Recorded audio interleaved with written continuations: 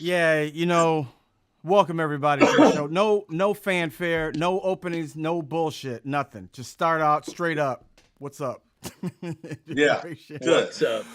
Yeah, No what's up? countdown. Ratio was talking a little bit about his trip. He just went to Chicago. Did you just go for the Cubs game, or did you go for other reasons? Yeah, just for their home opener, and then and I snuck in a lot of good visits with friends. Nice. But come on, So you it's don't need chock much full of more of a goodness reason, do you? You don't and need a more two of a vic- reason than that. two victories I saw Oh, in one trip. That's pretty good. Yeah. So you went to two games. Yeah, I went to the Monday's game, which they say it was the coldest game ever. Uh, we had really those nice tickets where you can just go inside, eat, and then come back out and go inside. It's like a bar underneath the seats, and you can Mm-hmm. just go in at your leisure. Oh yeah. Uh huh. Then we started getting into it, and we kind of ended up in the front row, which wasn't our seat, but we were right there in the front row. And then eventually, when the Cubs came back, I was like, "Yeah!" And I put my hands up, and the guy came over and high fived me through the through the match. He high fived me through the. It was. Uh, who high fived you? huh?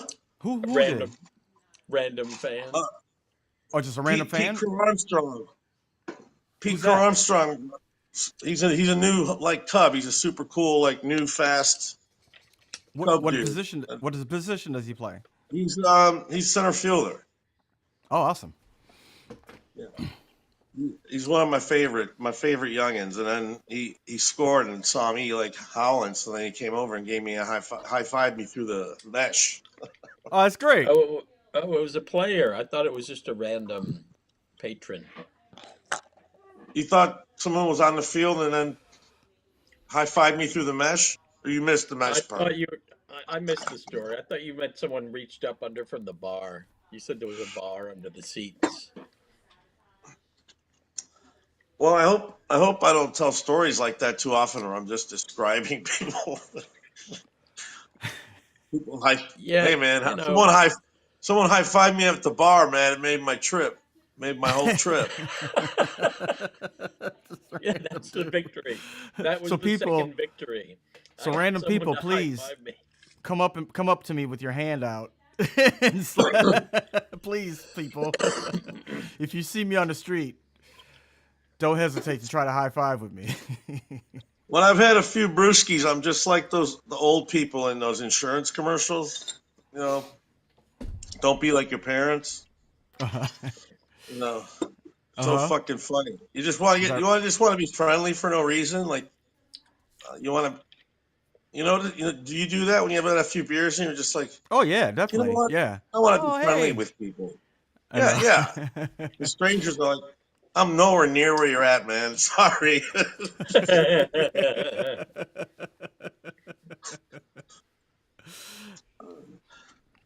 Yeah, I was. But yeah, no, it was all good. It was all good times. Yeah, sometimes I get carried away with that. Like, I was feeling good. I was at the dispensary. It was like a year ago, or yeah, a year ago, a few years ago. But it was when my wife was pregnant, and a girl was working behind the dispensary was pregnant, which I didn't even think about. And I was like, "Oh, are you going to birthing classes?" And she was like, "What?" I was like, "Oh, right, different. We're in different communities, different birthing classes." So what? I'm pregnant, working at a dispensary. What are you talking? Oh, right, right. Let me go back to the my, suburbs, and you go do your thing. You go. my tia's gonna deliver me in a bathtub. Yeah, she's Oh, gonna have this a baby, doula. no, this baby ain't gonna be shit. Asshole, just like his father. Asshole. Anyway, you want an eighth, honey? You want? This will get you real fucked up this week. Yeah, I don't want to take advice on what weed to get from a visibly pregnant woman. Yeah, I don't. I didn't. I wasn't even thinking about it It's a because, guilt factor. Guilt factor. well, I saw her in there like every day, so I didn't even think about it. It's just like, oh, it's that girl again. She's nice. And they're always like, I think now they're a little bit better class people working in dispensaries, but a few years ago it was all like people who couldn't get any other job, so you know, girls that have been in jail. Yeah. I went to a few that had pit bulls in the back for security. The early days of Yeah, just girls. I Oh, guess this is like 2000s dispensaries when like little pop-ups would open up and it was like this is a gang or Well, this then is they some got fucked they, up then shit. they would smarten up because it was like it would look shady in there. So like, well, because all of them would have girls working at the counter. Be like, Yeah. just come to work in your panties. Don't even get dressed. Just come, just come serve weed. Yeah, right. Just In come serve fact, weed in your start coming to underwear. work in your panties. Wait, let's go back. Let's go back. Now it is a rule that you come in your panties and bathing suit to work. It was pretty wild. It was the Wild West back then. Raj, every dispensary I went to in Los Angeles, there was nothing but women working behind the counter. There was Yeah, they men they working smartened up. Yeah. security and women around the counter. Yep. Yeah. LA Kush in particular has very beautiful ladies always working, Latina ladies. That's why Delany Downtown. wanted to go there. Delaney wanted he would go, let's go to the far dispensary. And eventually I'm like, what? Why do you want to keep going there? He's like, the That's why I lady. only buy. That's why I only bought one joint at a time. I like to drive the 13 miles to the dispensary every day because of the ladies. The sirens. There's one That's what I girl would worked. say. This girl Raj, worked can at we a go see the dispensary. sirens? It's a weed. There was a girl worked at a dispensary I used to go to, and she was like a model. She's gorgeous. And I saw her. I was going there, and I saw her walking across the street, and some dude was like, so heckling her. Hey! So she was inside by the time I got in the dispensary, and I was just like, I'm sorry that happened. She's just like, what? I'm like, I saw that dude like hassling. She's like, oh, every day. Yeah. Don't apologize. You forget that it's just like so Yeah. horrible out there. Yeah. I Yeah. apologize for all men. I saw that. She's like, mind your business. In my neighborhood, that was all that. When I was growing, I was little, like the Puerto Rican dude. So I'll be like, hey, mija, what you doing? Come over here. Come talk to you. It was so aggressive. I was like, Oh man, do you oh my remember Puerto God. Rican Day in New York City? I guess they don't do it Well, anymore. Or did they make it illegal? I think it's toned. I think it's like they have maybe more barricades than they used to, but they still have it because it's The huge. barricades. They They have more just barricades, less access to to the parks, they just maybe lock all the less men up. access to alcohol. They should do what happened when I was in the 8th grade. This white kid got beat up by a black kid right before the end of the year. So the last day of school, there were no white kids in school that day. We were like, what? How did they do this shit? Out They of said they fear? did. They sent a letter home to all the white kids' parents and said, don't come to school today. And none of the black kids knew. They fucking kept it a secret. I was like, how do you do that shit? Really? Yeah. Don't tell them, or you'll be kicked out of school. Don't don't tell We've got a them. plan. You want to live? uh, they should have done That's that on Puerto crazy. Rican Day. They should just say, just women, just don't go outside tomorrow. Just stay home. And a bunch of dudes all roaming the street like, what's going on, man? A fucking woman, Brett. The fuck? Yeah. Trying to molest the horses in Central Park. Fuck out of here. I kicked my horse, bro. I'm fucking trying to. Same with Fleet Week. Fleet Week's a good time to stay inside. Fleet Week, though, I feel like those guys are like just drunk, looking for prostitutes. They're not really like bothering normal Yeah, people that's more on the street. more Normal like people. movie. I think it's more like movies where like sailors come out and fight, and Yeah. you know, like I've never seen anybody fighting sailors. Yeah. They look ridiculous. With You know, those they bell look like the bottoms. Cracker Jack box guy, and they're walking around with these fucking severely outdated. You just laugh. You don't even think like how these They dicks get roped into this. they would say the Cracker Box guy looks like them. I guess It this became was. this tradition too of that Fleet Week of like, oh, you know, if you're in that, you get to walk around New York City in this stupid uniform, dumb uniform.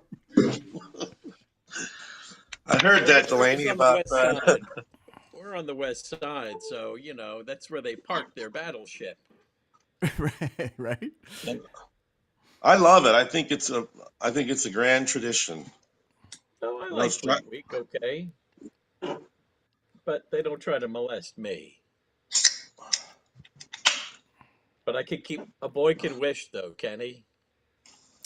You know, um, the old when we had UCB on 22nd, and they had just changed from the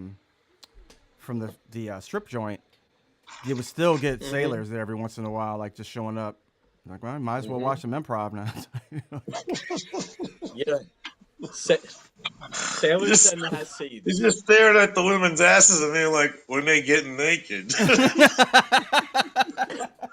I mean, it's funny and all, but I'm laughing. Yeah, okay, good. Yes, they keep this idea going. It seems like they don't know what the story is, but they're making it up, and it's okay. But what are they going to get naked? Why is that fat guy trying to go in and out and get laughs? you know, and back then there was still a turnstile. Remember there was a little turnstile there when you came in? In the front, yeah, And we because didn't they get couldn't get rid it of out it. of there. No, It was in it the was too cement. much to take a fucking wrench and take it out. Like, So it just stayed there for like 2 years. yeah. No, it was And like we the got old, Jerry, I'm sure you've seen like old Tigers, but in old Comiskey, it just like all the all the metal bars and stuff had like 18 coats of paint on them. Yeah, So it's just yes. like they're just super heavy yeah, and coated with old paint. yeah, yeah. And nobody ever stripped the paint off. So No, no. That's New York style. The New York apartments just keep getting painted and painted until they get smaller and smaller. yeah, and where it gets to the point where you don't want to strip that shit off because that old paint under there is all lead and shit. So just keep covering over it. Mm. Yeah, Mm. Yeah, keep the lead it's, down under, deep, deep it, under where the kids every can't get decade to. has its own carcinogens and toxins built in the paint. So they're different Yeah, versions. And they give you different we're cancers. So the best thing is to cover them all up. we're using Roundup weed killer to strip the old paint, just to get that lead out of there. There's a Um, oh yep. What said what you? no, just think Roundup. Roundup commercials. Roundup. That's the lawsuit for Roundup. That Bo stuff did get Brooks rid of is weeds here. though. Bo Brooks, thank you. You're hilarious too. Got to kill those weeds, though. What are you going to do? If a few people have to get cancer, that's so that you can have a pristine lawn. That's just part of the trade-off of American society. I've been living here I've so never, long. I'm just like reminded of like trying to take care of a lawn. Like, I remember those days of like, man, I could just get out here and pull off all these weeds, or I could just spray this shit on here. They're gone tomorrow. yeah, like you see commercials and like, who are those insane people that like are just meticulously? They're on riding lawnmowers, and it's like they have honest Everybody questions. used. And I guess you grew up in Chicago. I mean, in Michigan, like it was We didn't have it a was lawn, to all be honest. No, we didn't have a lawn. We had a little front yard, and it was kind of like the cities, to be honest. it's all about our lawn, all about it. I mean, Yeah, yeah, so seeing people like, oh, this fucker went and got fucking sod down. All right, you wait until next year, motherfucker. My lawn's gonna be. I'm gonna get that sod put down. And I'm gonna have a better lawn. I mean, it was like that, you know. Like if you had a pristine lawn, you're like, oh, great and nice, yeah, good yeah. family. Now here they're paying people to not have a lawn Yeah, and to put like that fake grass on there. So a lot of houses have that fake grass, and it's not being accepted because it looks real enough, and you're saving all this water. So I think they give you Yeah, but a they give you a certain amount of money if you go and put fake sod on your stuff, or but the just well, but, something like rocks. but then grass is not. you got animals pissing and shitting on your plastic lawn. Nobody wants that. Yeah, it's not a permanent thing. You got to probably replace it every 5 years, but it's not bad. Gee. And plus it's irrigated, so it's going into the rocks that it's on top of. It's not Yeah, like a I they see. got different kinds now where it's like there's some that let water go through it so your dog can pee on it, but you still got to spray like if it poops on it, you got to get it up just like anywhere else, you know. they make a freaky sod for people that like to have sex outside, so that the fibers that make the blades of grass are really soft and Hmm. fun, so that That's Freaky Deaky brand, the That was a good softest, that was a good time for him to softest. freeze up. Uh-huh. Freaky Deaky brand, artificial grass, the softest grass known to man and woman.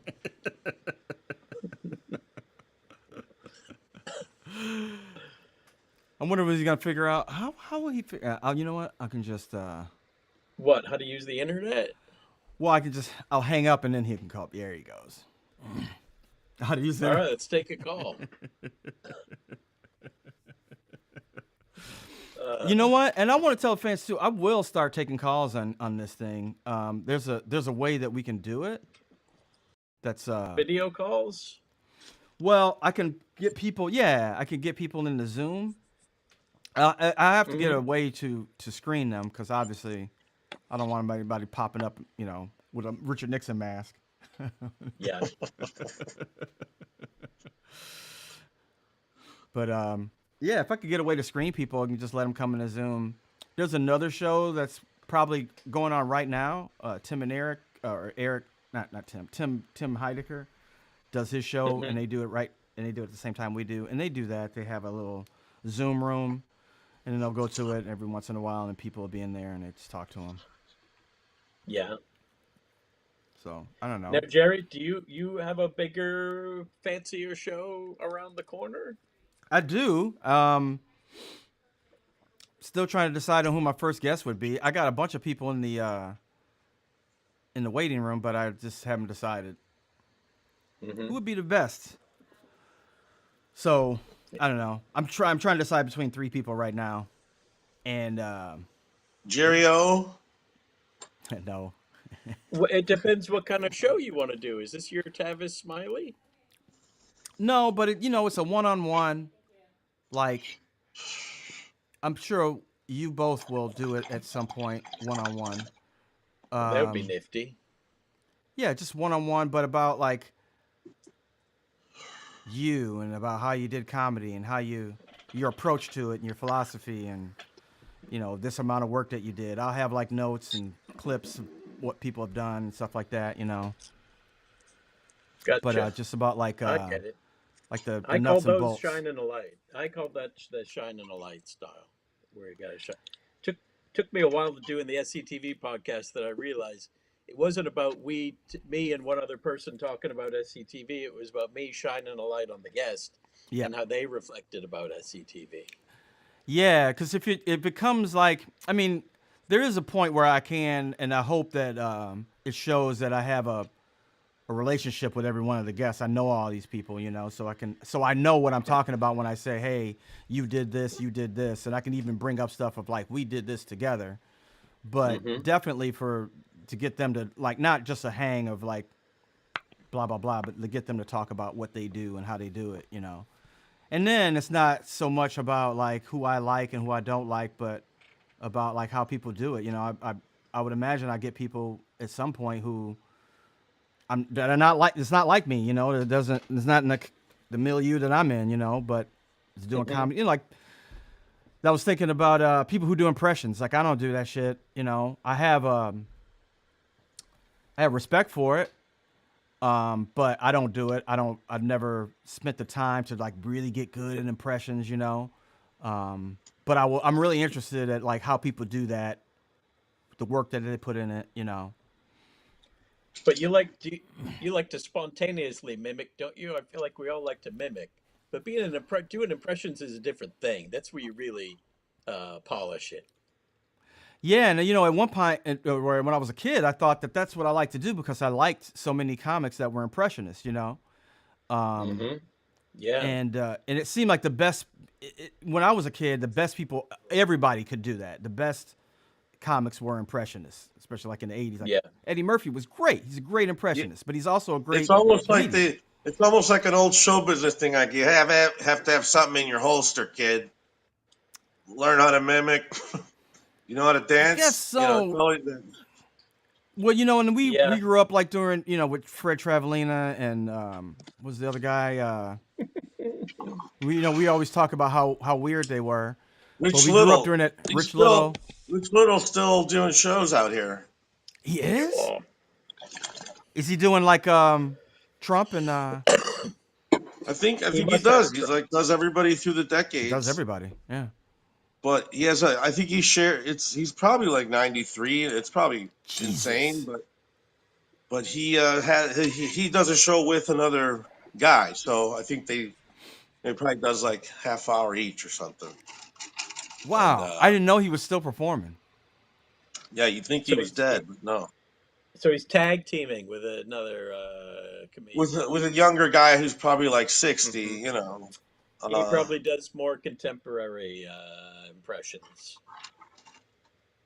and you know, the oldies community Yeah. tours. Hmm. You know, he could visit the big little theater there in all these communities and make a good living just that. Then What? they at least know who he is. Where is he? Is he doing it at like a major casino? No, he's doing a show in like Uh, the oldies community center, like in they have a oh, theater, really? which it ends up being like a 500 seat house or something. I think it could be like Second City Mm-hmm. if I'm but maybe less, but I believe that's where the show is. And then I'm like, well, that's kind of it could, it's a good stage, but it's not. Yeah, it's Hmm. not a casino. Hey, They're but not. you want to keep on keeping on. You got to do the Yeah, old folks community. when people want to pay, showbiz is showbiz. That's what Milton Berle did. He came to my Gramps retirement community down in Florida, down in Kings Point. Like, Yeah, really, Berle? but he wasn't he dick slapping everybody. That's what they say. They they put it in that Saturday Night movie, him taking his big ball out. But Gramps loved it anyway. He He's didn't Gramps like was 80. it. like, "Hey, that's because back then that was funny stuff." Told people, they're like, "Man, people can't take a joke." He took out his fucking schlong. He started hitting sides of the lady's head, saying, "Hello, are you awake?" He just smack you in the side of the head with his slong, and it's wonderful. Now people can't take a joke. Yeah, back then you could do that. Yeah, you know, He's people could take 86. jokes back then. Who, Berle? Um, Rich Little's 86 years old, Oh, Rich Little. still Doesn't that seem performing. young for Rich? Like he must have been 25 when he looked 40 to us. He was obviously, yeah. If he was 86, if he's 86 in the 70s, yeah, he was in his 30s. I just So thought he he was was. like an old. I probably thought he was like in his 40s because he had kind of gray hair too. Yeah, I'm looking I, at a picture, and he did a lot of impressions of people who were a little bit probably older too, so older than him uh, at the time, you know. Um, I yeah. like I So liked his version of the Christmas Carol where he played all the characters. He played, let's see, W.C. Fields was Scrooge, and Tiny Tim, he played Truman Capote. wait, what is this? It was the rich little Christmas Carol, Scrooge. They did this HBO special where he played all the characters. Oh my God! Now I have to Cratchit find was that. Cratchit was Paul Lynde. Jesus But Christ! Are Yeah, you I sure think this you is can. an SCTV sketch? going for the Truman Capote as Tiny Tim is really hitting the pathos. I would play it, but obviously it says yeah the licensing is Oh, for the rich, it's out there. It's on YouTube's. yeah, The you can rich find it little on Christmas. YouTube. All those old Christmas specials, the weird ones where there's like the whole Crosby family and he rolls out the uncomfortable children. They all had to roll out the tribe All those kids in he was order to Hey, beating. fight. His kids he was beating. I have a question to you guys. Like, are I know that all of us are kind of fans of comedy, and that's kind of how it starts. So we're all Yeah. fans of comedy. But I'm interested in like, are there big holes that you were like, oh, I never liked that, or that wasn't an influence on me? You know, one of those things that like Yeah, everybody else says they Yeah. like, and you're like, nah, Yeah. not me. Do you Definitely. have yeah. those? Wow, I was just thinking about something yesterday where I was just like, man, I never liked that even then. Oh man, it was something I forgot what it was. Um, Something in the '70s where I was like, I never thought that was funny. And Um, everybody loves it. yeah, it was really Yeah. popular. Like Um, I didn't like Laurel and Hardy because I thought that was too abusive. But then later, I loved it. You know, it was yeah, one of those things Really? where I was too young for me. I But didn't then get it again, when I was young either. More than the Three like anything Stooges? comedy, I guess like Joey Lewis. I never knew about Joey Lewis, like Joe E. Lewis, Oh a yes, comedian. Uh, yes. And their comedians like their movies. Something happened where their movies weren't shown to us as kids, so they didn't make they didn't make the grade for us. I didn't like Well, Abbott and Costello. oh really? And yeah, and people talk about how much they love them. I would get bored and tune out. I just wouldn't come back after the commercial. I'd drift on. They were long. They were always full length movies, which I didn't understand. So why I don't they make think A it little shorts? tedious. I think it was a great move to put the monsters and them together. I think they both needed each other. They did. All the monsters and Abbott Costello needed each other big time at that time. But as a kid, I was offended by that. I was like, come on, I want to see these guys be funny the way that, funny movies are funny. But now they're trying to make it also a monster movie because I'm not going to be scared. And it's Right. not increasing the chances of this thing getting funnier. Or maybe it And was, him, Right. though. I think Raj is right. It was. They did need each other. yeah. And then in the '60s, you know, Lucy, well, I Lucy. wasn't around in the '60s, but Did you laugh at Lucy? I did like Lucy actually. I thought Probably because the Latino thing subconsciously was cool it that was my first comedy she was criticism. Latino. I watched it every day, but I would go like, it's the same plot every week. Even as a kid, it's like it's the same thing. She's gonna get that's gonna get stuck on her head. Her toe's gonna get stuck in that. You know, I can see it. Opening Yeah, scene. I'm yeah, like, I'm yeah. 5. Uh, I have a and it's criticism. pretty I have a annoying that note.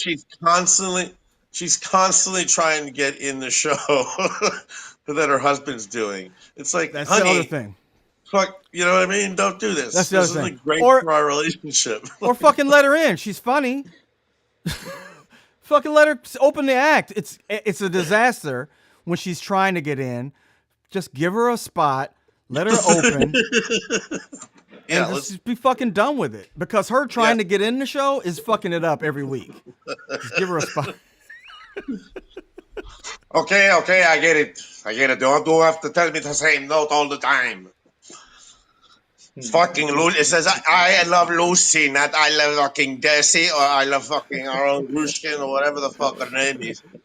I mean, if you really thought about it, she's fucking funny. I know you're in it, you're in the scene, so it's not funny to you. But if you took yourself out of it, like, you know, like these people laughing, she's funny. Fucking put her on. Give her 3 minutes. I don't know.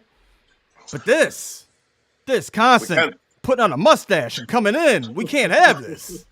It's ruining our business. But the crowd seems to like it every time she does it. I mean, if it's every once in a while thing, yes, it's good. I mean, I don't think it should be every fucking night either. All right, well, let's plan it. Let's just work this out. Let's not have this fucking. We don't know what's gonna happen. You know, Lucy's sometimes her these friend. musicians come up with all these fucking problems because they have to come. They have to stay at the club a few hours later because Lucy improvises. Well, I'm sorry, man. Tell your wife that your work is show business, and this is the time. You know what I mean? This is, I think, a lot of the problem is these musicians want to go home because Lucy makes the show longer. That's bullshit, man. They pay good enough. Listen, Wow, make the snow longer. If she's sneaking in here with a fucking mustache trying to be in the band, the show's gonna be fucking longer. Okay, give her a spot.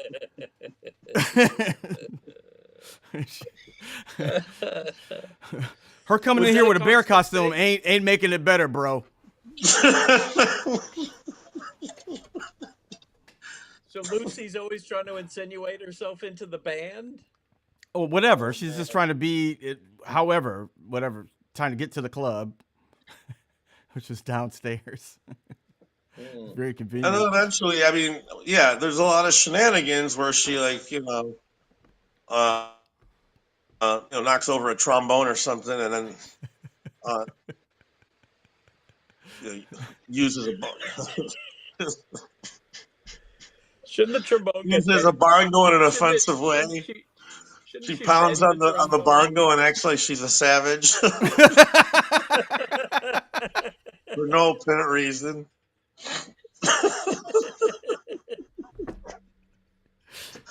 Lucy, you just offended the whole African delegation. See,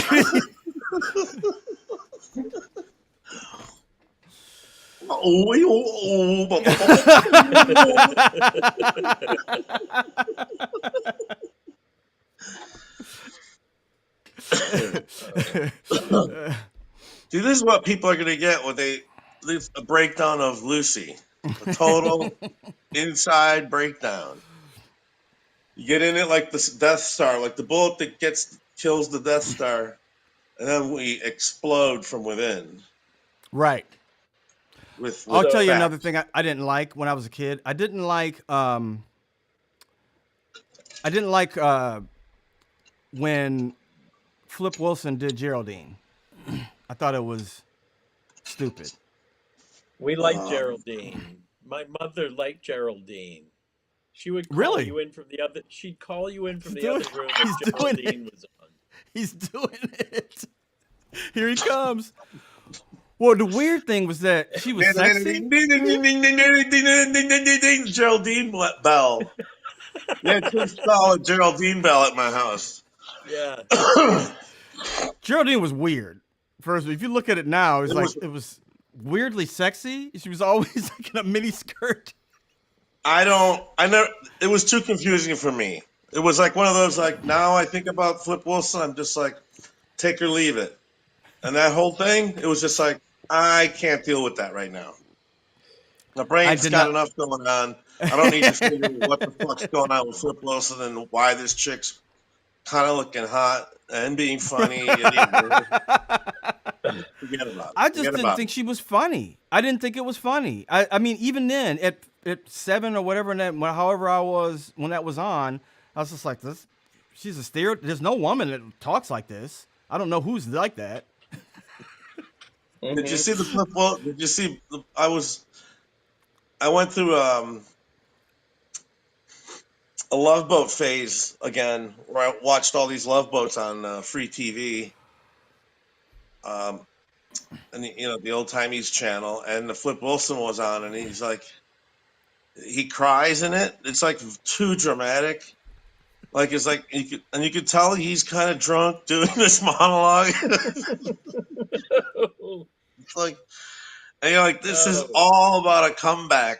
This is the comeback. You're just watching it all just go and I just have like a guy crying at the fucking Pirates Cove, talking to I have this Isaac flash. about what mistakes he made in his life. Can I?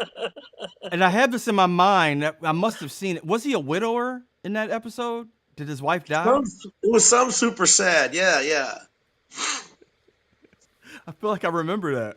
And then he's at the wow. Pirates Cove crying to fucking Isaac or somebody. Like, can I love again?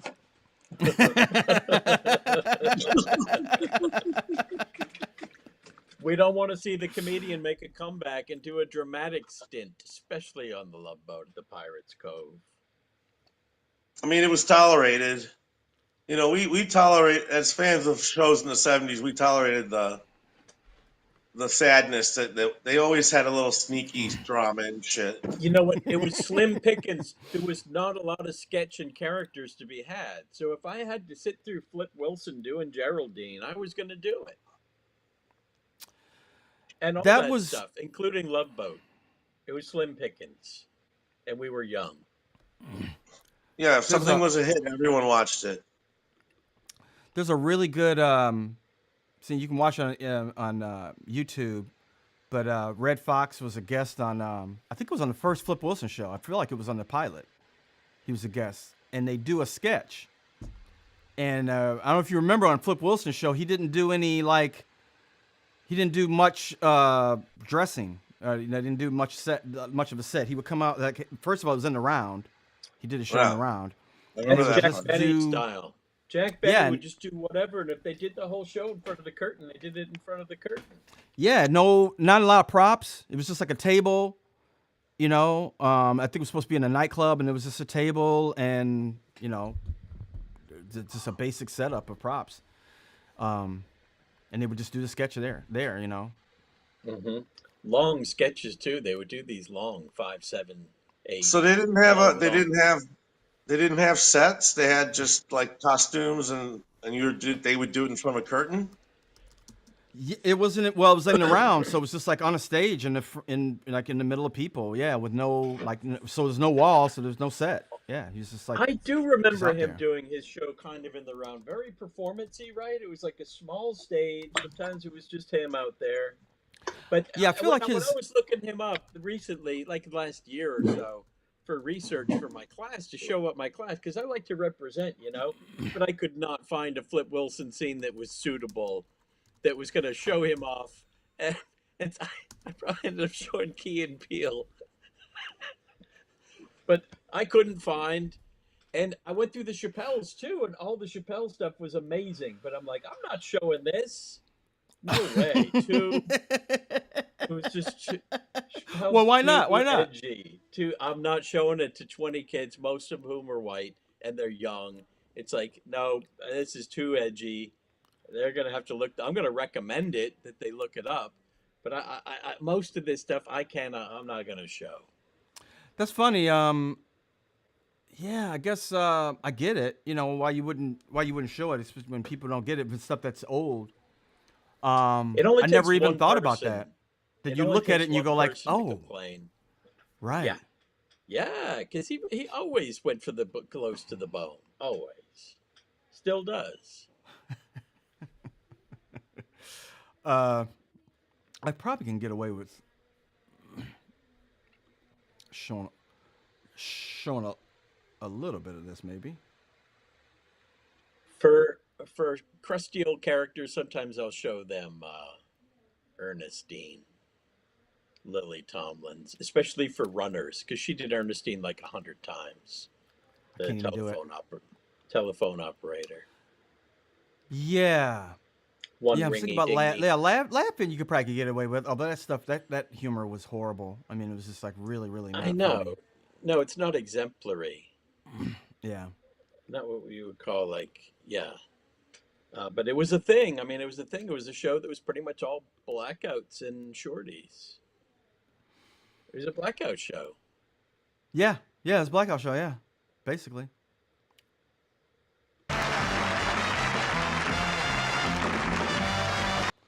You see the There we sketch? go.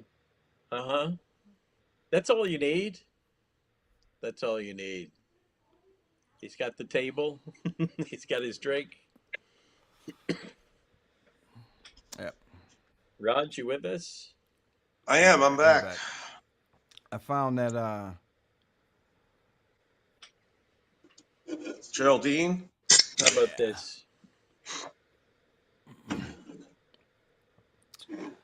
The I probably forest. can only The forest. show a We'll little see. bit of it before they No, you just show the still. Just show the still. That's enough. right. don't wanna Okay. You don't want to You get can desisted and ceased. Red Fox's Oh, The I whole- see. Yeah, this- they would put the little props on. Okay. and the scene is like he's a heckler and Flip Wilson is the comic, the sketch. Yeah. And yeah, all they did was set a table there, gave a mic to Mhm. Flip Wilson, and they're in the round right there. I don't think he did the whole show in the round. I think he only did like his opening. You can see a stage back behind him. Yeah. So I think he did some stuff on that stage, but I think he did his opening like in the round. It's very 70s. Elvis did his thing in the round. Cher would go in the round sometimes on her show, or they'd give her like a runway, so she'd come out. Well, I want to say that's when That they was first a- came up with that for theater, right? In the 70s? Gee, I think that goes back pretty far. Does it really? It must. It has Does it to. go back farther than When I was a kid, I went to go see Kenny Rogers. My parents and my aunt wanted to see Kenny Rogers, so That's we a went. good act. And so I went because I'm like, it's a show. It's gonna be fun or something. And it was in the round like that, and the show starts, and like you're like, where is he? Where is he? Where is he? And then he comes out from the center of the stage, like with an elevator. Dun, and that was the first I'd ever, that was the first time I'd ever seen that trick. I couldn't Nice. believe that there was a passage, but underneath the stage. So yeah, no Greek and Roman theater, but like, well, I guess yeah, and there's some. Okay. In the 30s, help revive its interest. Okay. Yes, Shakespeare in the round was always a popular meme. But I don't think it was Greco- originated in the Greco- round. No, I don't think they did it. Shakespeare didn't do his stuff in the round. I think that was. I don't think That's so. more Michael's No. thing is the more Greco-Roman theater. That's more his specialties. Yeah, Who's that's that? me, Mr. Michael. Mr. Greco-Roman. Right. Greco-Roman. Greco-Roman theater. What's I don't my know. line? That's the what's my line outline.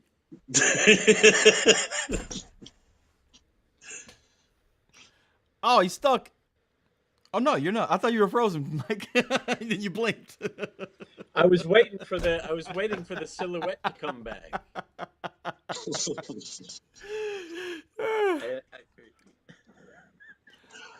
Here's somebody saying Lucy gave comedy classes in the 70s. I read a story of a guy who took a class. It was actually, as you guys would imagine it, chain smoking with absolutely no filter or stories or having any cultural sensitivity. Yeah, do it again, So- honey. But do it, make it funnier. Do it funnier. This week we're gonna talk about the Jews. Why? Is it without any cultural sensibilities? Without having any cultural sensitivity. Yeah. Now I Fucking see we amazing. got some blacks in here, and We get some. Listen, I'm fine, brothers. Handshake, afros. Whatever you want to do, just don't come steal my fucking car.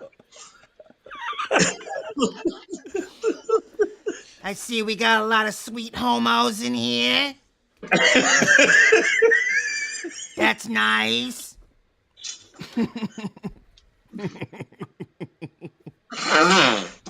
You want a sachet over there?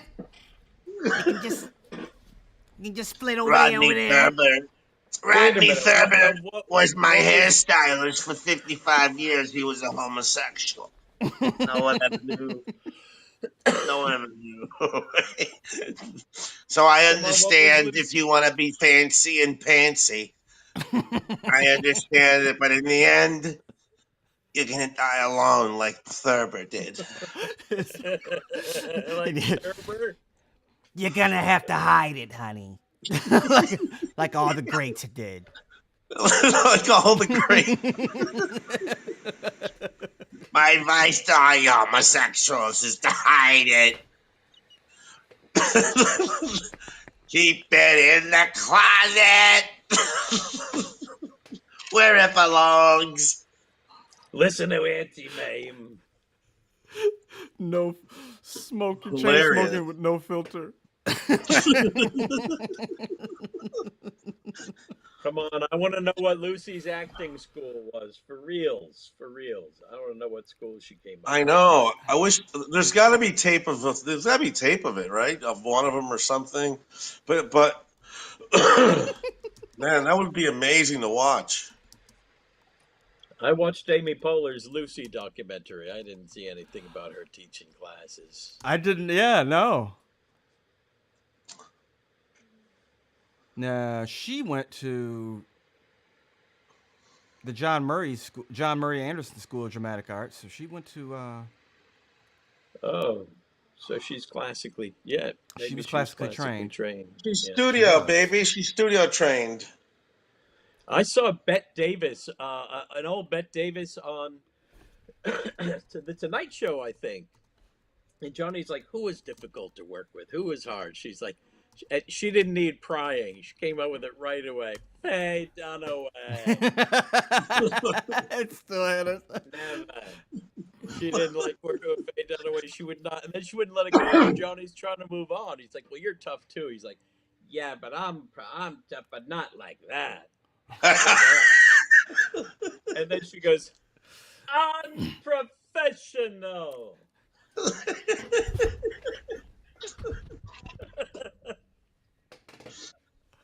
I love that. Yeah.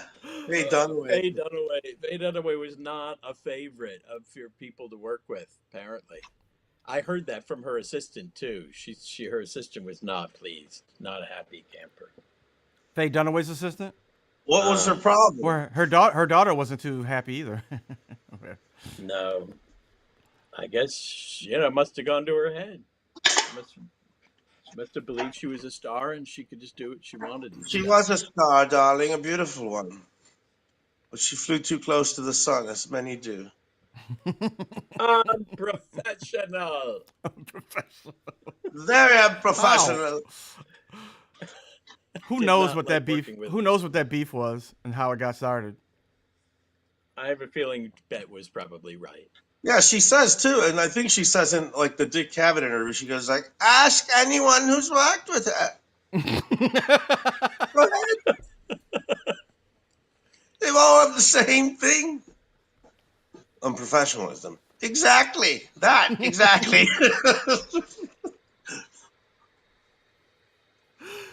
I don't know anybody that I would even call unprofessional. I just people are dicks. I mean, that's usually why and even then, like, it's not about like working with them. They're just dicks. Because usually, like, you don't really have to like work in acting. It's not even like another job. Like, you do your scene and you're done. Like, it's not unless it's like they're your husband or something in the show, then that's different. You gotta be with them. But every day. if you try to trace back, like, what is that thing? What is the thing with the old Hollywood? And I think that's all they had was gossip and stuff. Yeah. They would hang out with each other at each other's houses and just talk shit about each other. But they had discipline, and then they get in there with a prima donna who shows up late and bitches and wants the thing. And you're standing there, Bette Davis is standing around saying, "What the fuck we standing around waiting for her for? Everybody's ready. The light guy's ready. I'm ready." Well, there's that. Waiting around for somebody there's that. But usually That you don't kid- know why until it's late. You're like, wait a minute, what the fuck? What's going on? Right. Oh, they're trying to get someone out of their trailer. Like, what? Yeah. I'm fucking standing around here for this. Yeah, but usually Martin you don't left know. the set. What? Usually you Martin don't. left the set. We're not going to do any more shots today. We're done. What? Yeah. There's millions of dollars in the balance of just guys being like, I don't want to show up. Like, what the fuck are you doing? We're losing $3 million today. I That haven't was mad. seen. That was I haven't. madness. I haven't seen anything like that happen in a long time, though. So I would like to think that since things have tightened up and like budgets have tightened up, that kind of shit doesn't happen as often as it used to. And you know who wouldn't? You know who could get away with it and who would do it, but wouldn't do it is Tom Cruise. Or who could get You away know, with like, I'm not coming out of my trailer. yeah, Or he could whatever. be loony. He could be a loony toony, but he never does. And then there's that tape of him yelling at people for not I wearing their know that mask. one time. I know. Yeah. What? But you know what? In that instance, and I saw that tape. I was just like, I get it. The whole thing was, we gotta fucking finish this fucking movie. Right. And if everybody's totally like get fucking it. around, you know, and him coming up and doing that gets everybody straight, you know? Him, the star of the movie, going like, I invested my money. First of all, he invested his money in it too. That was the other thing. Right. He's the producer on the show. So he is the boss of saying like, hey, fucking stop now. And that happens on sets all the time. Like, all right, you know what? You over there, I see you not a mask on, that shit over there, like, this has got to stop. Directors do, assistant directors do it all the time of like, hey man, too much talking, like too much crosstalk. The director's trying to talk, you know, and it gets up and people are laughing, and then he's like, all right, everybody, now playtime over, everybody's got to shut the fuck up, we got to set this up, you know.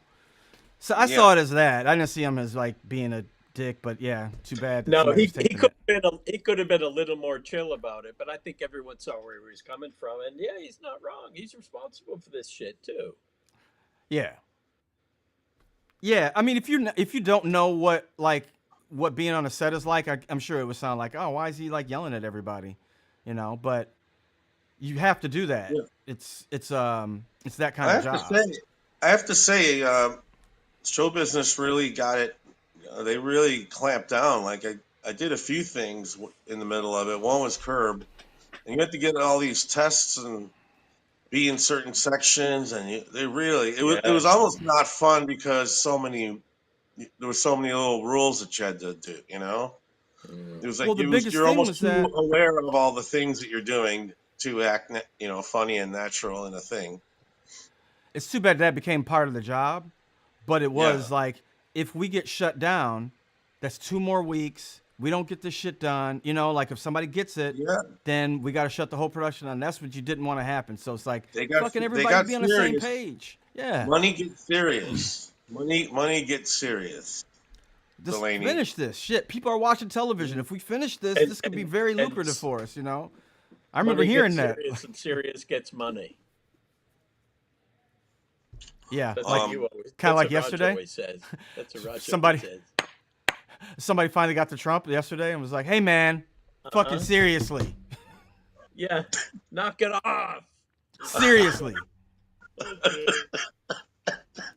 What? Money. Business gets serious, man. Business gets serious with the monies. You can only fuck around so much. Yeah. So Trump's pulled back the tariffs. Yeah, but the market's still fucking today. I don't even know what's going on. I don't know why, but the market's still crashing today. Yeah, it's Looney Tunes.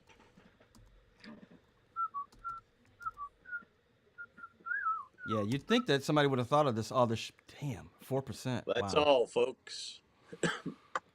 Let's wait So on it. Politico They're as only- usual. They're only good at doing evil shit. Anything that requires any kind of responsible governing, they're like, I don't know. Who gives a What the fuck is shit? this? I mean, Like, I'm surprised. any I'm evil surprised. shit, like, we're getting every person that ever said anything bad about me. We're getting all their emails. We're gonna arrest all, like, Vengeance. it's Score. all about crazy just being a fucking dictator. But how stupid is that shit? That's so stupid. I mean, I would imagine that right now he's making money. He's Yeah, definitely is. but just But why waste time doing that shit?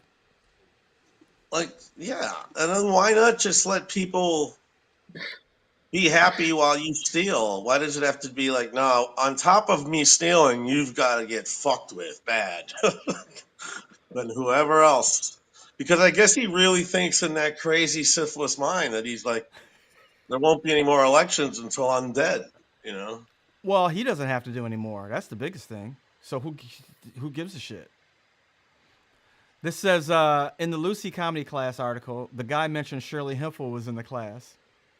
He said on the very first day, Lucy said, "If you think you're gonna take this class and get in a sitcom, you can leave now."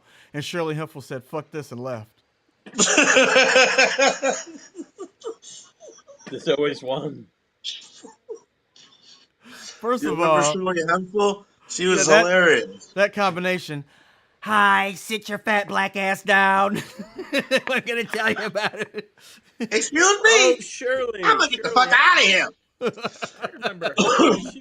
Who'd she play? Was she a big waitress or something? She was the waitress on Yeah, she's waitress on What's Happening, right? What's Happening. Yeah. Oh, She so was- they had she was like an hilarious. Arnold's.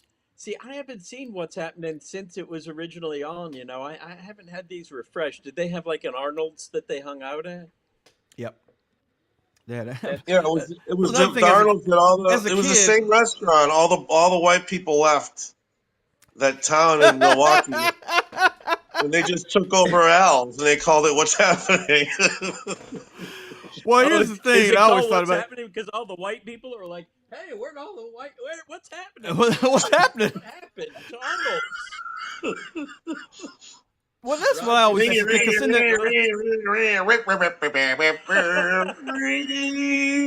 That's the Well, to sound me, of all the in the homage. 50s, Arnold's made sense. I'm like, okay, in the 50s they had that. They had a place. I'm like, where in the world is this place where teenagers go in a restaurant and hang out after? Where is this? Because I was like, is it in LA? I guess they have restaurants where kids hang out because they didn't have shit like that where I grew up. There was no. There were little restaurant. diners, but there were little diners, like old timey diners still when I was around in the 70s, but there wasn't like a hang. It just seemed like they were just little diners. People don't just hang out at the diner and start listening to the jukebox. That I where guess you people hang know. out at a pizza joint, but then Yeah, like what? No, there was a soda fountain. Every town had a soda fountain. They had a candy store. My And mom the said so it was the candy store. and the soda And jerk they, and yeah. yes, you go and yes, you ate soda and hang around, and then they would look for boys. So, but that would be like at the department store or Kresge's, or you could have that, right? Or at a confectionery. My grandmother had a confectionery, so I guess it was like that. Yeah, I guess people would A hang out there. drugstore, yes, like a drugstore would have a Or counter drugstore. Yep. where you could order it, and if you were hungry, you could get a cheeseburger. Yeah. When I was really little, they still had that. A little bit. There was a Brigham's in my town in Newton, and they had such amazing ice cream and sundaes, and they also had burgers and hot dogs and shit like that too. So, but it was definitely not a hub, not a hangout. But that's TV. Yeah, you gotta There have a wasn't lot place. of Right? families. It wasn't family in Arnold's. It was just high schoolers. Where'd they get this money? They get the money to keep Arnold alive. and why wasn't Arnold? Why wasn't Arnold? Arnold, I think, was interned in the camps, and That's they when never Al talked came about in. it. That would have been recent too. That would have been recent. Like, Yeah. yeah, I got this restaurant, but I was in a fucking camp a couple of years ago. I like to fuck around with you and Fonzie all day, but you know what? I got tortured like 2 years ago. Richie, I your can't dad was the fuck one that around with fucking put me in here. I can't fuck around with you and Fonzie all day. Nobody thought Fonzie was a creep, even though he hung around with all those high school kids, had multiple girlfriends at the same time, one on each arm, and his office was a bathroom. Was the bathroom I don't think he at was- Arnold's. I always got the feeling he wasn't that much older, and I think that they kind of established at the beginning that he was like the dropout. of the school. So he wasn't that much older. He just didn't go to school. It was always weird when like he'd bang like triplets and stuff. That's when it got weird in my mind. Like what are you No, making these people do? I'm dating the Bopsy But twins. Like Jerry, but, twins? but Jerry, he did look older. He looked older the Well, way John Travolta looked older in Grease. he was actually older, yes, because he was like Yeah, because 40. he's like 30. Yeah. He's Yeah. like, I'm taking the Johnson twins up to the garage. Yeah, And you gonna I'm fuck gonna both make of them? them kiss each other. right.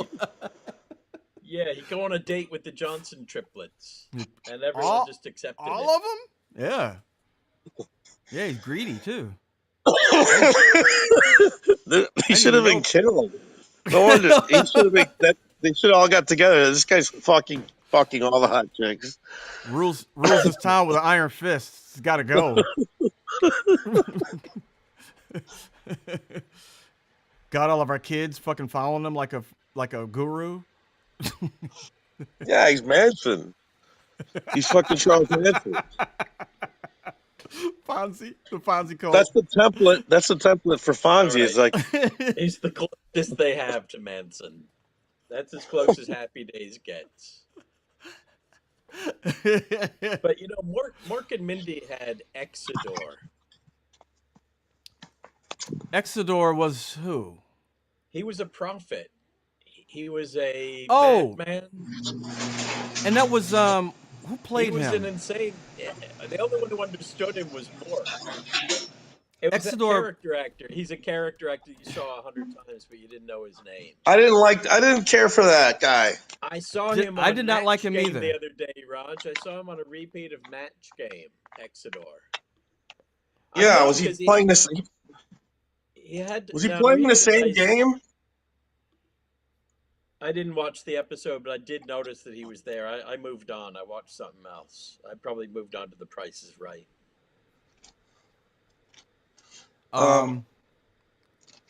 Well, here you can buy. I see here you can buy an Exodore, an Exodore sticker. I heard Exodore those were Robin Williams' last words. So, Raj, Now- you didn't like Exodore? You didn't like his vibe? I liked him. I liked that he was the. I hated. outside I also male. hated. I found it disgusting that Mork had a son that was 65 years old, obese, diabetic, and that was his son. Are we talking about Mork and Mindy? And insane. Yes. And insane. So they had We this liked beautiful him. woman, With and Jonathan Winters. We were happy that he was with Jonathan Winters, though, because we all liked him. I mean, You- that that was was his crazy. son- It's like that was his son, though. It was when a they went, reach. let's inject this show with more craziness. Let's put Jonathan Winters. I wouldn't even like if he was he even doing the scripts? Was he even following the No. scripts?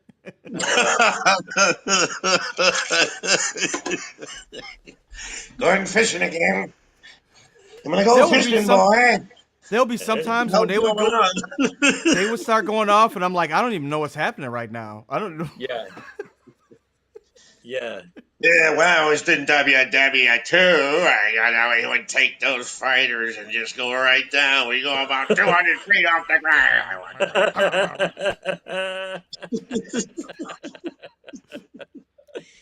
He would do that stuff for hours. He could do Yeah, it for hours. Just insanity. Just insanity. Did you hear his interview on Mark Maron? No. It's pretty intense. Does he talk He goes about right for I guess all his struggles, his mental health struggles? Yeah.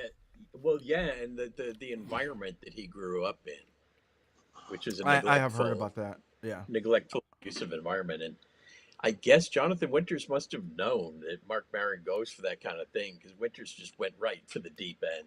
He dove into the deep end immediately. Wow. Well, back to the guy impressionists. Back to our thing with impressionists is they all have kind of a rough upbringing if you think about it. I mean, if you delve into it, there's a lot of being left. There's a lot of being left in front of a television set. Yeah. Yeah. You know. Yeah. Well, Daryl, who had a heart, he talks about how he grew up and just like, doing voices in his head, but how he had really hard life growing up.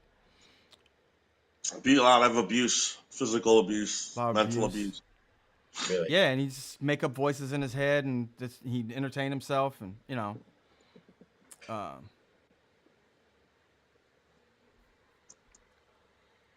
He was raised by his grandmother, didn't he? I think who? he said he was raised by his grandmother, Daryl Hammond, I think so. and He's she also happened. a really, And she apparently, was he's a black, really and he good. always felt he was rather black adjacent. Yes, Raj. He's like he was a collegiate baseball player, Yeah. like in like a pretty high ranking Really? league, and yeah, I don't know what happened. But if you meet him, his hands are giant. It's like, oh yeah, he's got giant athlete hands, Mm-hmm. and yeah, I guess he was really got him off that. I should read that book. It's probably great. His But book I is hate called reading God If You're about Not him. Up If You're Not Up There, I'm Fucked. Tales of Stand Up, Saturday Night Live, and Other Mind Altering Mayhem. It Does he came show out up every in week? 2011. He came out in 2011. His book came out in 2011. That's where he talked a lot about Uh-oh. his emotional abuse, physical abuse of his parents. Gee. Um, Well, he was seemed like a private guy. He was always seemed to, yeah, I would have said like had no idea until I talked to him a lot and hung around with him a lot. As much as anybody could. Yeah, he definitely had demons. you know, yeah. he had a cool dressing room. He had his dressing room completely decked out. It was like a discotheque, but it was it was dim. It Yeah. was what you'd expect from like Barry White. You know, during the 50th, I was all over the place backstage, right? I didn't sit in the seat. Uh, I ended up just like going, hanging out in the writer's room and wherever else. And I was going backstage and I say hi to the hair Uh-huh. people. And I'm noticing everyone's decked out their dressing rooms. There's Oh, fucking now? neon lights. There's like fucking music, it's like a sauna or no, like a spa in there. It's like, what the hell?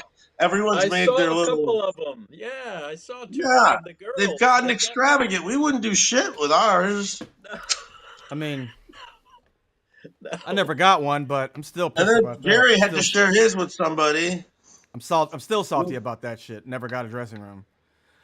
I would have to Really? Another guy. share it. Sometimes they put it downstairs, and I had to. One time I had to share it with Don Henley's exercise bike. They're like, you gotta share your dressing room. I'm like, what? And I would go down there. Don Henley. Nothing but his exercise bike, not him. I'm telling you, Jerry, we're gonna work it out right now. You with Don Henley. It was like I walk in, and it was down. It wasn't even a real dressing room. It was like a holding room downstairs, but it was an office room, and it had a curtain in the middle. And I look on the other side of the curtain, and nothing but an exercise bike in there. And a big. Well, they you had know what it I right. did? Henley. They had the You know- exercise bike right in front of the pages desk at the beginning, and we were like, What's that here?" And it's like that in his rider, he has to have an exercise bike. So Oh my gosh. they Which put he it. did not. They Which put he it did in a not little use. room, and so then Jerry ended up having to deal with it. But he didn't use it fucking once, and it wasn't about that. It was just like what can I put in the rider to pain in the ass? Don Henley should know, and I don't think he ever sat on it, but as a payment back to them, I went and sat my naked ass on it. I should have taken a picture. This is my ass going onto your bike. Send that to him later. My Now, did they naked, dirty finally- ass. Did they finally give you a This dressing black room devil and, ended up- No. and make you double with This somebody? black Did you devil mate ended with up somebody? desecrating my exercise bike at SNL. Why Glenn did that? Fry's calling it. Jerry heard Glenn Larry Fry's calling rubbed his in with ass the and balls. podcast. He got he's hacked in. He's hacked in. I put my ass on it, and then I went out and I had to do a scene with him, and he was nice. I was like, oh man. Man, It's like asking me, where you from, man? Don't worry about it. Now I can't be annoyed by you anymore. I Because know. you were nice.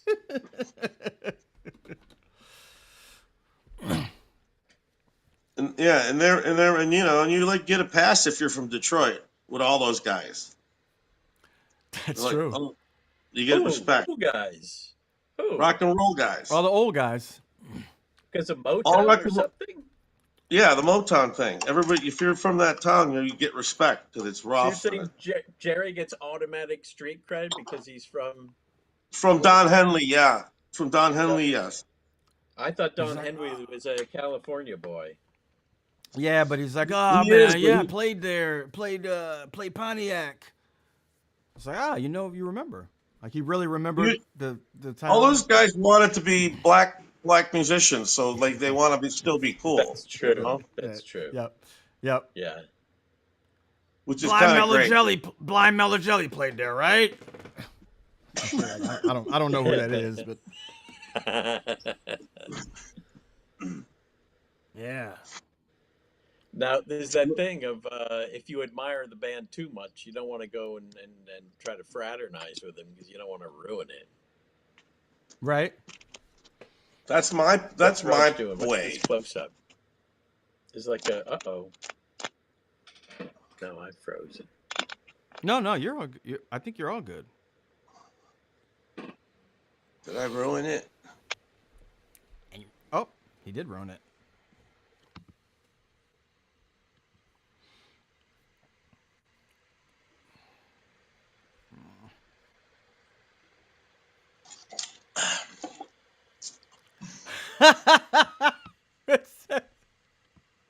What happened?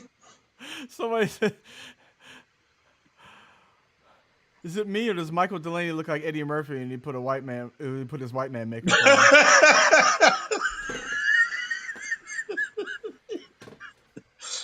I gotta find that picture.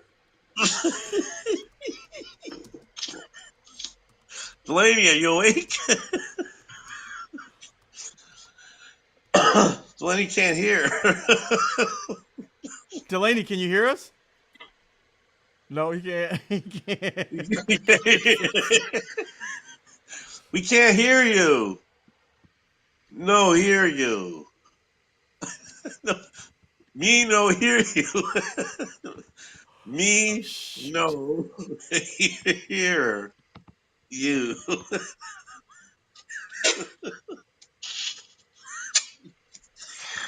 He's frozen in time like in Everest. He's frozen on top of Everest.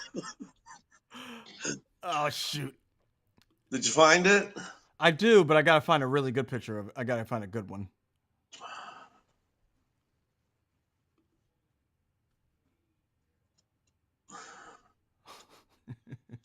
I put tape over the lens so that I could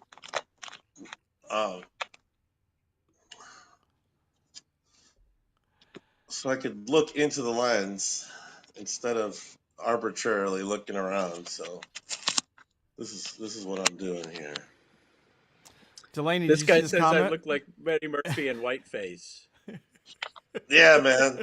Someone said you look like when Eddie Murphy was in Whiteface. I remember that sketch. Eddie's like, wait a minute. He's like, it's a voiceover. He goes, white people give each other things when black people come around.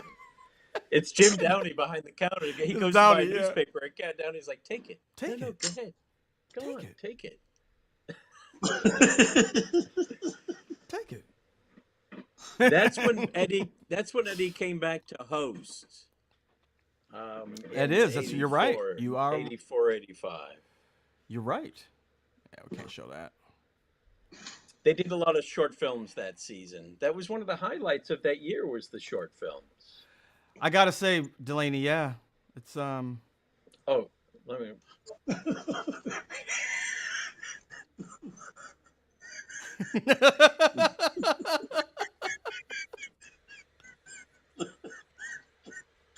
I don't. I really don't. But You don't see the resemblance.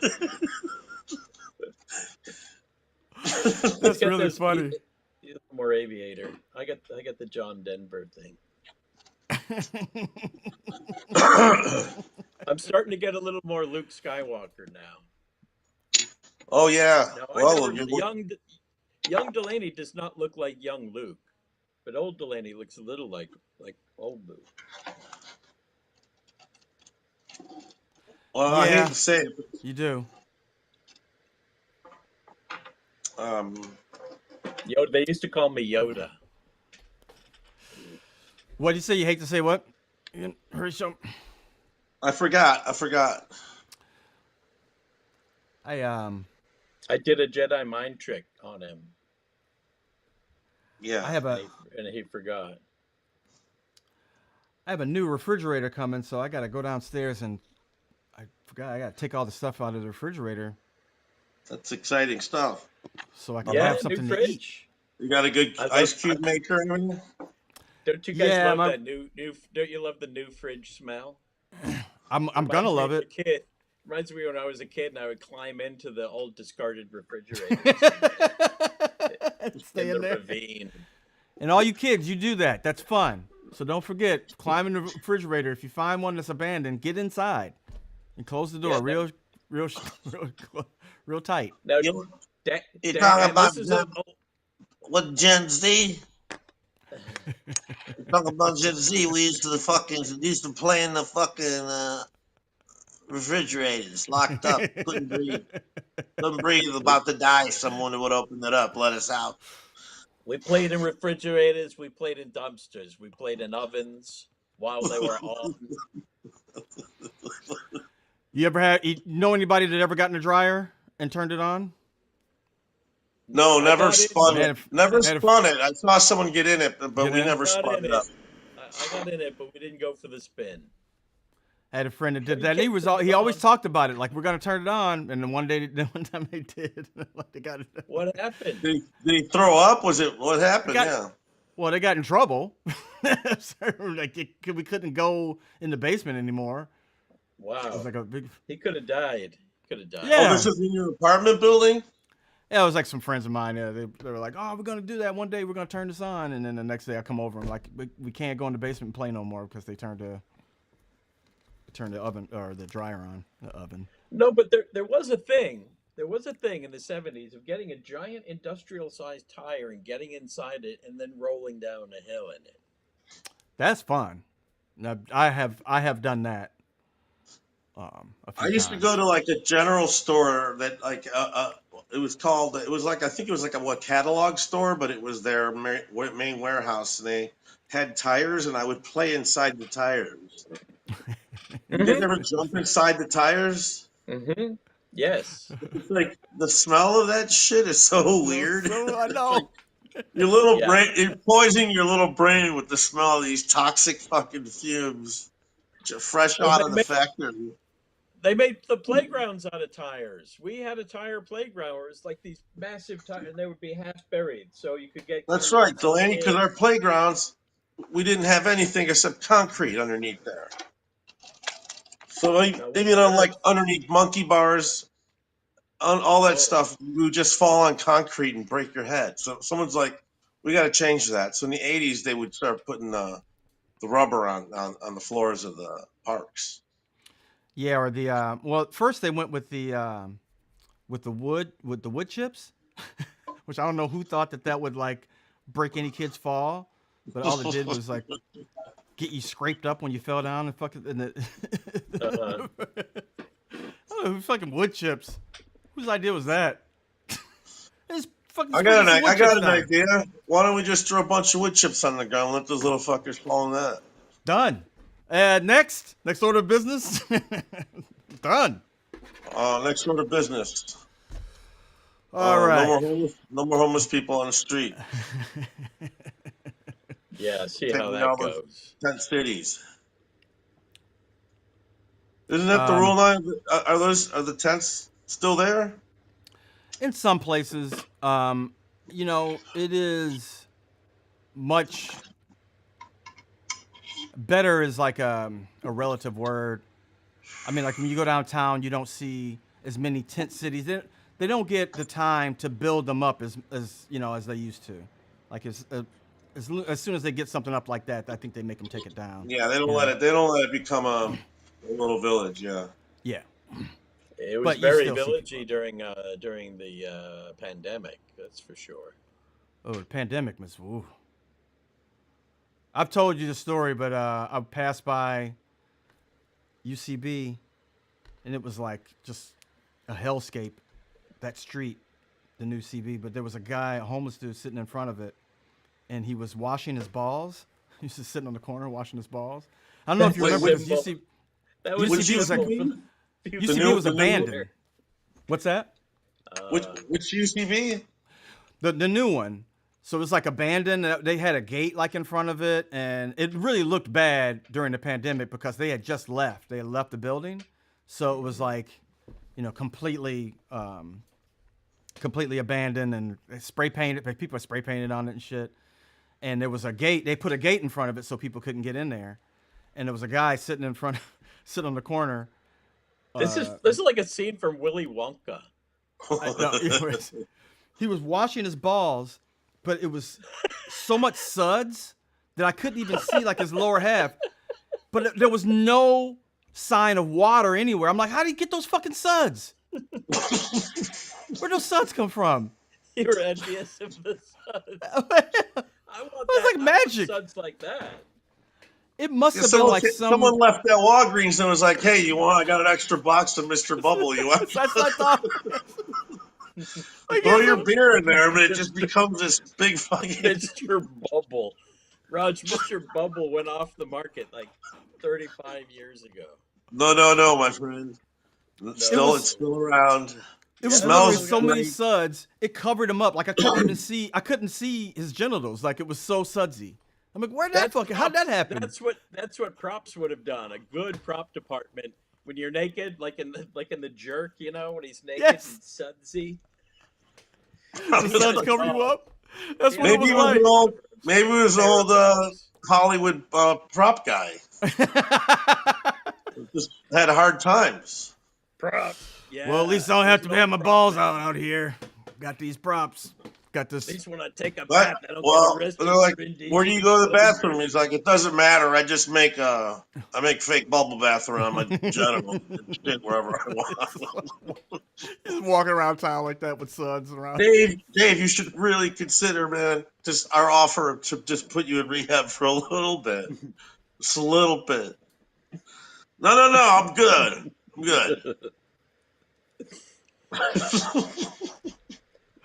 So, I maintain that man lathering up his genitals is a symbol for the future UCB theater.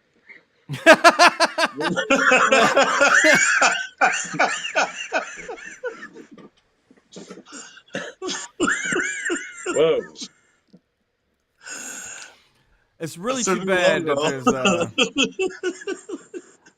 I have a feeling that there's going to be very soon a day where we talk about like what used to happen at these theaters and how it was a great thing, and it's just going to be, and people will have no concept to be like, what? You had you did improv? You had classes? No, was there's like like vaudeville. be around just It was like something has vaudeville. It was so happened. great. The corner had been turned already before pandemic, but then pandemic just like somehow cemented it. Some kind of shift had already kind of taken place, but then COVID just kind of sort of wiped out everything else. And times change, things change, styles change. As far as I'm concerned, it's short form is back. Short form is back, and it came in from the inside out and corrupted and took over what used to be long form theaters are now improv theaters. Yeah. There used to be a distinction between long form and improv. Long form and short form, and people don't even really use those terms anymore. They don't. No, they really don't. Do you think it was because of the gamification of it, because of like television? I don't think so. I don't think it was, no, I don't think it was the gamification of it. I think it takes place in the classroom. Either your school teaches the good stuff or they don't. IO used to teach the good stuff. Now it's become something else. UCB used to really teach the good stuff. They used to try to teach the Del Close style, real kind of acting, classic American acting, good old method acting. When you go up on stage, you tell the truth, say what you mean what you say, put it out there. And now it's all this kind of sort of more short formy performance art, where it's a little hard to believe. Hmm. Truth doesn't matter. Just playing, playing game and playing truthful aren't mutually exclusive. Um, so It's weird it's because not what you do; it's how you do it. I don't know the young people doing it, and I look on social media and I see our friends, some of our friends, still improvising and stuff. And all I remember is being young and first starting this and seeing and remembering those old people improvising and not wanting to be anywhere around that. I don't do that. Yeah. There's a lot of like, So there's a lot of that in California, and you're like, I don't want to. I I'm just no offense, remember, I man. remember like those old people. That's the way I would feel, As Yeah, soon as my hair started turning gray, I'm like, I don't think I need to be on stage anymore doing improv. it's like Yeah, a rock star. If you can't maintain the rock star image, you got to at some point But settle back. I see people online now. Maybe it's different because I see people, on social media, and it seems like they're having a good time doing it. I haven't been to a show, an improv show in a long time, but I look, see my good friends out people, doing it. good, Yeah, funny people are I going to hope do people good, still funny do it. I hope shows. people. I hope we still maintain a language with the new generations that we all like we've always had with like Second City people. The language, the SNL people, the UCB people, we all have our own languages, and I hope that they continue, that we all get it. Comedy is a language. Comedy is a language. There's no question about that. But there's different Uh, I think it's that kind of, it's as easy as like you look at somebody and you have a conversation for like 3 lines, and usually you can tell if someone's on on board with your way. My Uh-huh. way, dialects. my way is this way. I Mm. don't know if I can't. I don't trust you enough to go your way yet. Right. But I know right now that we're both kind of in the right way, and that's how it's, and that's because the elders taught us the same kind of thing. Like there is an importance. I don't know if they say teach it now, but we all grew up with like there were serious scenes at Second City that were funny, but they're very serious issues. It was kind of funny. It's like you have to take the leap of faith that this is a performance, that we are doing a live performance, and you have to allow us to become those characters and be genuine, and that's Hmm. just part of it, you know. Hmm. So it's just you gotta maintain the magic trick of step inside me and you for a minute, and then you identify with these problems, and now we're laughing at them together, and that's a very cool Second City kind of thing. Yeah, that's more than Second City. That's Dell too. Well, Step at one time inside. he Yeah, and where At was, did the Dell cover. come? And where did Dell come from? Second City. yeah, he was at Absolutely. one time he was Second City, right? I mean, as far as Well, like, he was in and out directing for many years. He was there for a long time as a well. He did 3 reviews as a performer, and the then trip. he came back and did many as a director. Well, this is an interesting question. Who started our voice, our collective voice of comedy? I know you two kind of feel the same way I do about it being kind of something that comes from the heart and not to make money from it. But who, all those guys like the Three Stooges weren't my, they weren't like my voice. You grew up in like, I started, I guess, with like Spinal It Tap. was Jews. It was Jews, Raj. It was Nichols and May. It was the Three Stooges, the Marx Brothers. It was all Jews. The It Second was City all of got them. We just stay. They had help. Groucho. They had a lot of help from the white guys playing the straight characters, and like Second City was all funny Jews, and then white guys playing the straights and kind of making sense of it and doing the logic part. Groucho. Uh, Groucho plays every kind of cool, sexy smartass is doing a version of Groucho. Bill Yeah. Murray. Bill Murray. Alan Alda. Alan Alda Alan is just Alda. his attempt at Groucho. And the it's unapologetic really interesting if you listen to Howard Stern and if you if you put your ear to it, he never mentions it, but he has a very Groucho cadence. Very Well, he's got that much. sing-songy thing where he talks like this and he goes Yeah. up and down like that. When Groucho goes, Yeah. And very yeah, much it's when he's really when he's cool. interviewing somebody, very much his Groucho's "You Bet Your Life" phase. That phase. That's how Yeah. I was introduced to Groucho. You see, I didn't go for the Marx Brothers movies as a kid. They were too chaotic and confusing and a bit over my head. You know, I could only appreciate Harpo. And but at when I would visit my grandparents' house, they had You Bet Your Life on every night at 11, and that was a treat. I would struggle to stay up for that because Groucho was improvising. It was Throughout really the an whole improv thing. show Crazy. where he would Yeah. just feed off those people, and he got fired for telling too good of a joke. Yeah. What I happened? only- What was the what was Someone the with deal? 11 kids. 11 kids. He said, "I like my cigar, but I take it out of my mouth once in a while." I don't think that's true. And he I didn't think get that's fired, one of those. but he No, didn't that's get fired probably for not that. true, Raj. It's probably not, but I think it made it stink, and that might have been a part of the confluence of why he let it. Yeah, laid I it like down. cigars, but I take them out of my mouth every once in a while. Yeah, It's Raj got the fucking line cool. right. Yeah, you know. I fluffed the line. I fluffed the And it- line No, that I heard no, 30 no. years ago on TV. You might be right. You might be right. I'm not claiming it. I'm actually just trying to reproduce it. I'm just playing. You Bet Your Life was fabulous show. Really did show off Groucho in his element, being Perfect. spontaneous. Yeah, just put in a director's chair, above everyone else a little bit, and right there, comfortable, smoking the whole time, smoking. Like, what else? He probably had a little something. And I'll tell you somebody who really, really borrowed from him, who really wanted to be him, was Bill Cosby. He really tried his hardest to be Groucho Marx. Yeah. Storytelling, cigar. He started smoking a cigar. Yeah. When he got Yeah. older.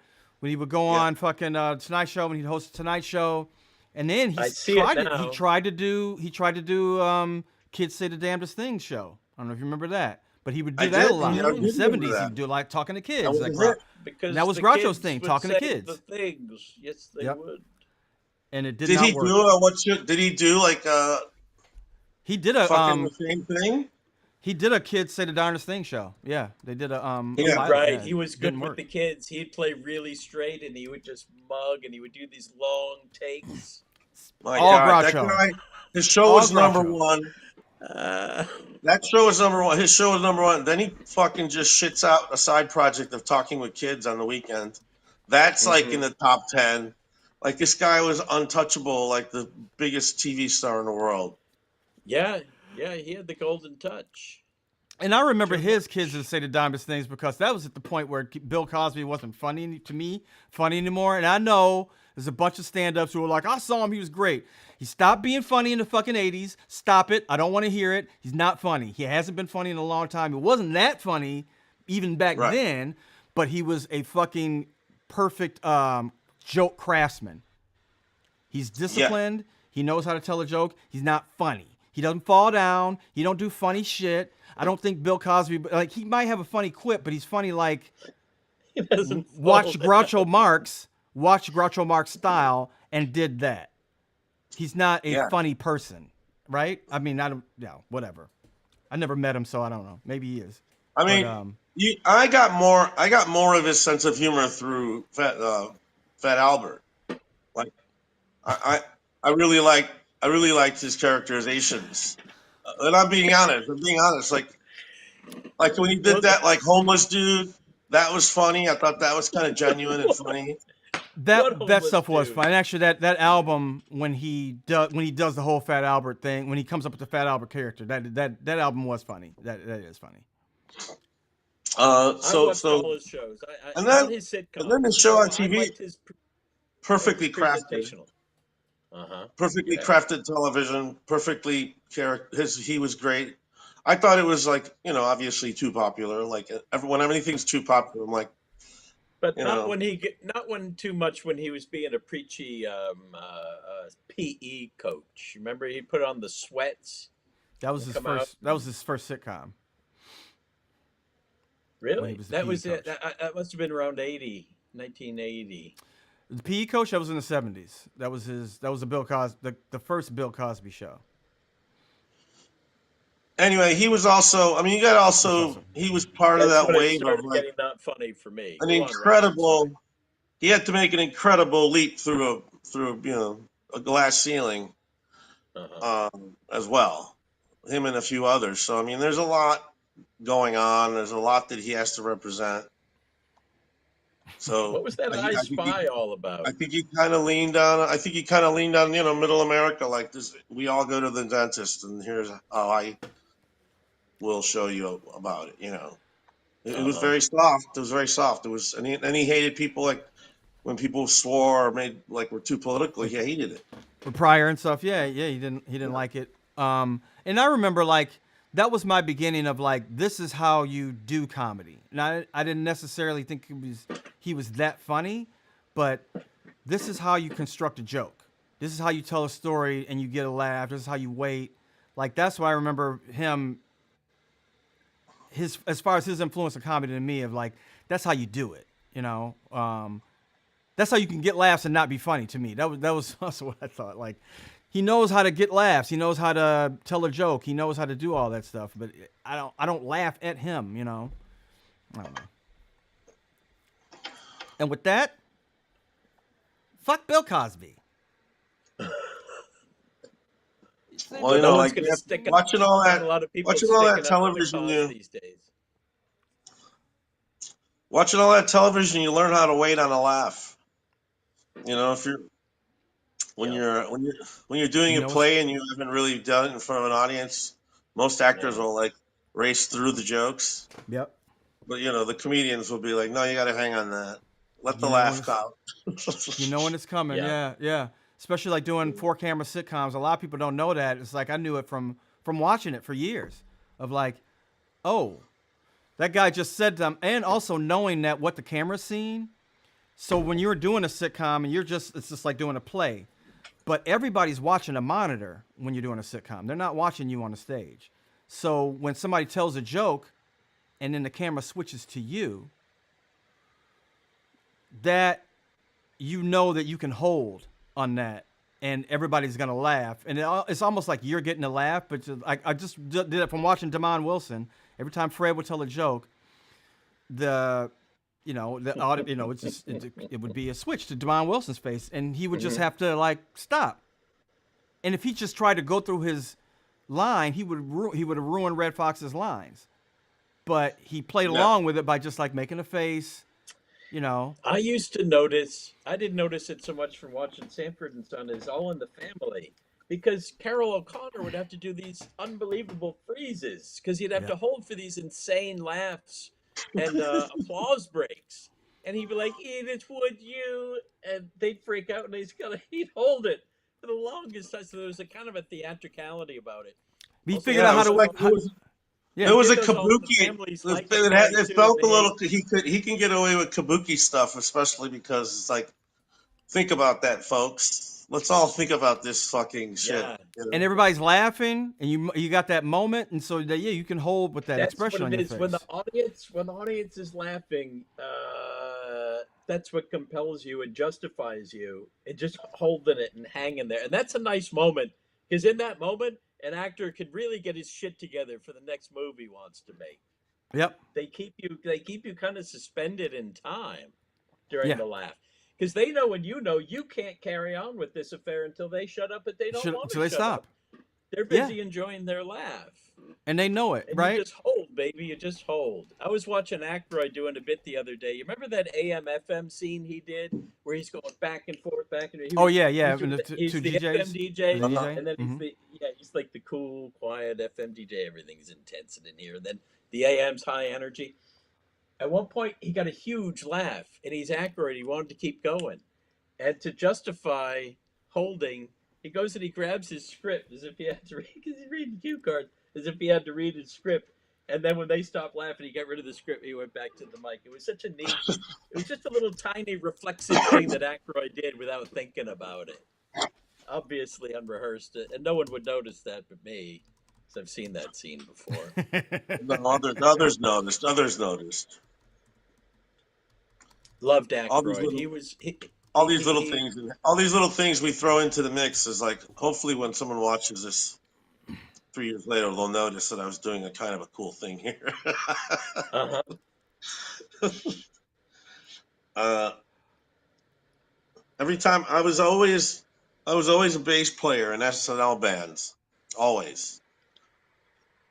And I used my style as Donald Duck Dunn from the Blues Brothers. Eventually, Donald Duck Dunn appears on the show, and he's like, "I like the way you play bass, brother." That's funny. I'm like, "It's an homage. It's an homage." Well, listeners, viewers, you'll recognize Raj as Donald Duck Dunn as one of Blue Oyster Cult in More Cowbell, where you played the Yes. bass, of course. I You have recall your it own. was You like have this. your own.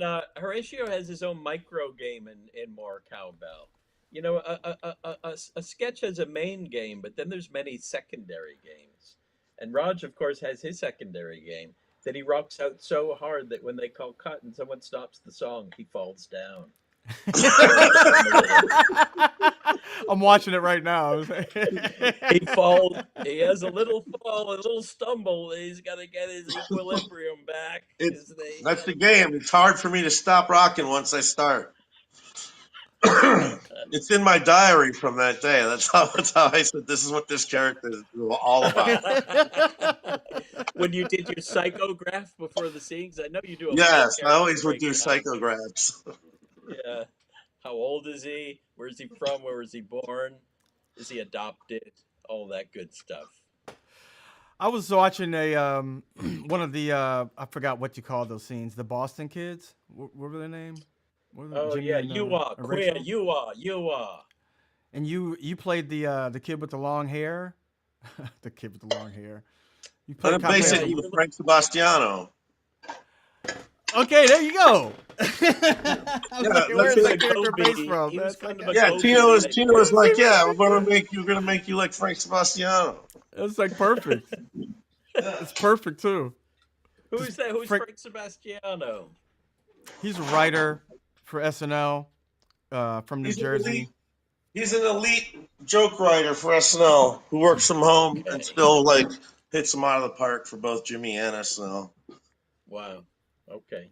Yeah, and I hung out with him Friday of that concert. That was very fun. Hung out with him Oh, and nice. T-Sean At and the Jerry as 50th well. anniversary? Yeah.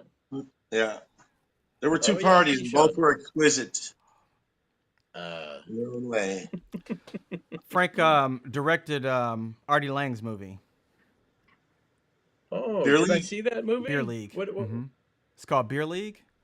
Oh, I gotta see it. Yeah, I have not gotten any royalties from that movie. I think they played it on on Comedy Central, but I knew when I met the producers, I was like, I probably won't be seeing any more money from this. Mhm. They're like, how you do that? How you do this? I don't understand how you go say it live. You make your I could never do that. How you guys do that? It's crazy. You know, a few weeks ago, I asked you guys if Signorelli had directed a movie, and I think you said he had, maybe a Dangerfield thing. But I was wondering if you saw that Tom Schiller movie. Well, I will tell you that Signorelli directed Superfly. That's his movie. Oh, Superfly. Mm-hmm. Yeah. And Schiller's what? His first movie? You mean his? Did he do another? I thought he I had. don't know. What I was think the he only name did. of that? It was about. Tom Schiller made a full A length motion feature. picture. Yeah, it was like, oh gosh. Well, Jerry's good at looking stuff up fast. What was it called? Well, I should have remembered the name before I brought it. Nothing lasts Nothing forever. lasts forever. Was it good? It's it's It's his quirky. style, right? I Black and enjoy it. white. Is his style. It is like an extended short film. Mm-hmm. It's like a Mm-hmm. 90-minute short film or 85 minutes, whatever it is. He seems like he's his own bird. He seems like he's his own bird. Yeah. I I followed him around, harassing him. I was saying Schiller's real and pointing at him so that other famous people would know who he was. yeah. Yeah. I was like, Didn't he do Schiller's another real. And he'd be You know, like, thank you. do you remember Fucking Didn't he telling not? Gail Mathias that she was Denny Dillon? I, I probably did do that. Yeah, Did yeah. you? You're like, hey everybody, Denny Dillon. She's like, I'm Gail Mathias. I brought You're Denny Dillon. I brought my anger from when I was 10 over this new cast. And so everyone I talked to, I was like, Gilbert wasn't really a cast member. You weren't a cast member. You fucking almost killed the show. That year isn't included in my canon or anyone's canon, except Eddie, of course. Eddie and Joe Piscopo. Where's Eddie? You went up. There's Joe. You went up Me to and that Joe new Piscopo guy. were hugging for sure. Me and Joe Piscopo were hugging and doing like champagne with each other at that party. Of course, me and Joe Piscopo would end up talking to each other for a while. Really? Did you talk to the Piscopo? All right. Yeah, man. It was just all love. It was all love. Every person you met. Hmm.